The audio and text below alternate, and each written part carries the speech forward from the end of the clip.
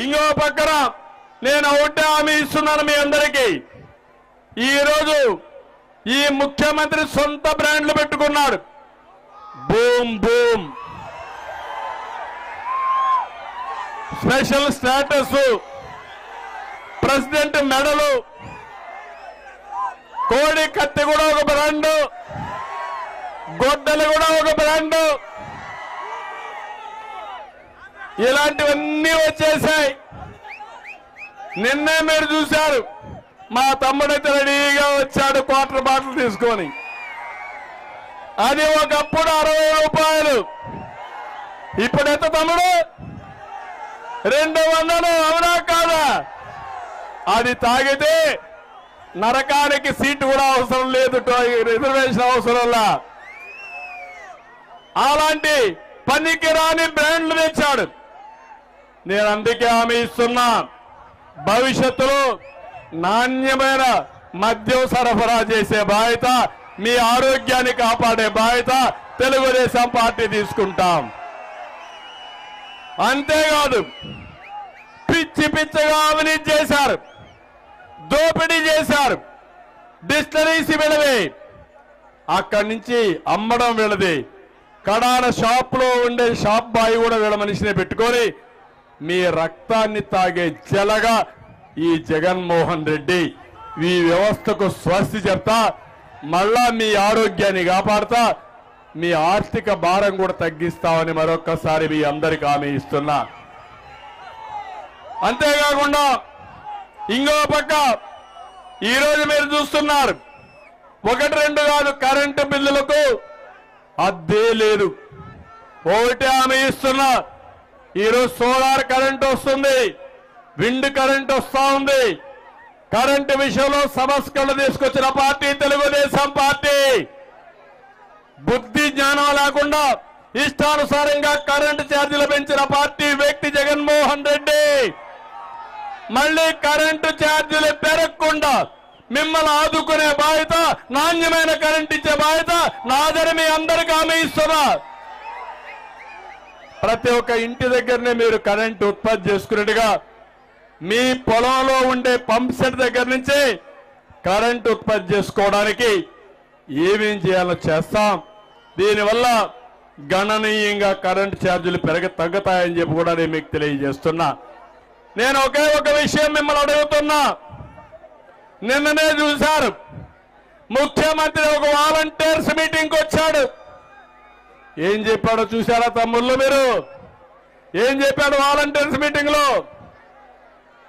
చొక్కా ఏమన్నాడు? చొక్కా మడత పెడతా. ఏ తమ్ముళ్ళు, మా తమ్ముళ్ళు ఏం చేస్తారని అడుగుతున్నా నేను. ఏం చేస్తారు? ఏం చేస్తారు? కుర్చీలు మడత పెడతారు. ఏం జరుగుతుంది? నీ కుర్చీ ఊడిపోతుంది. అవునా కాదా? రాజకీయాలు ఎప్పుడన్నా చూశారా అమ్మా మీరు ఈ విషయాలు? ఒక ముఖ్యమంత్రి చొక్కా మడత పెట్టి కొడతావా? వాలంటీర్లు కొట్టబెడతావా? ఒకటే చెప్తున్నా, మా వాళ్ళందరూ ఇస్త్రీ పెట్టెలు తీసుకొని నీ చొక్కా మీద పెట్టి నీకు వాతలు పెడతారు తొందరలోనే. పెడతారా లేదా? పెడతామంటే గట్టిగా చెప్పండి, పెడతామని.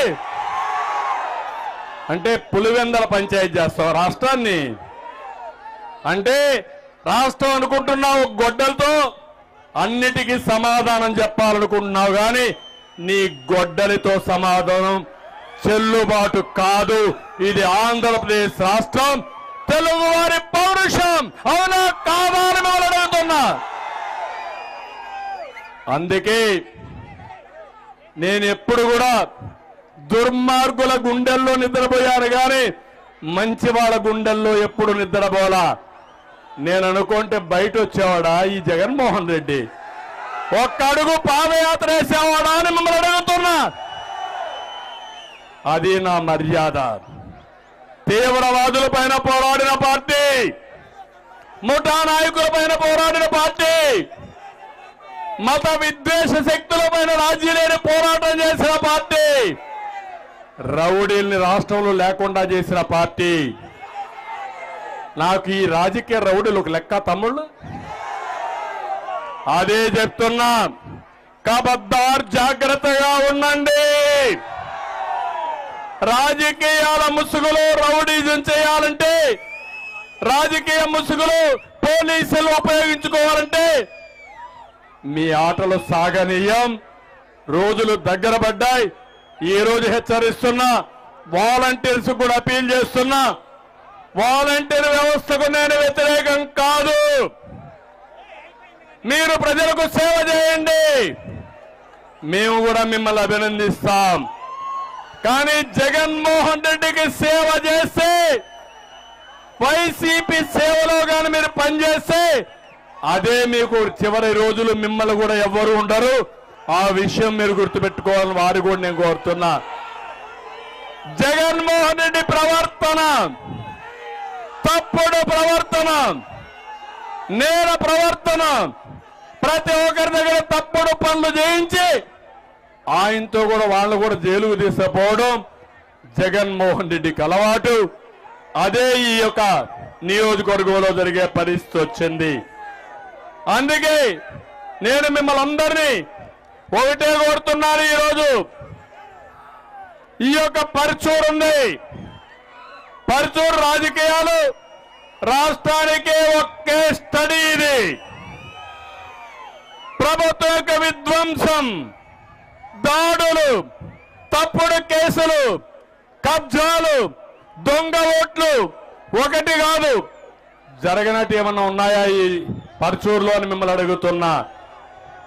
ఈయన చూస్తే 2019 చీరాల్లో చీకొట్టారు. ఆ వ్యక్తి పేరేంటయా?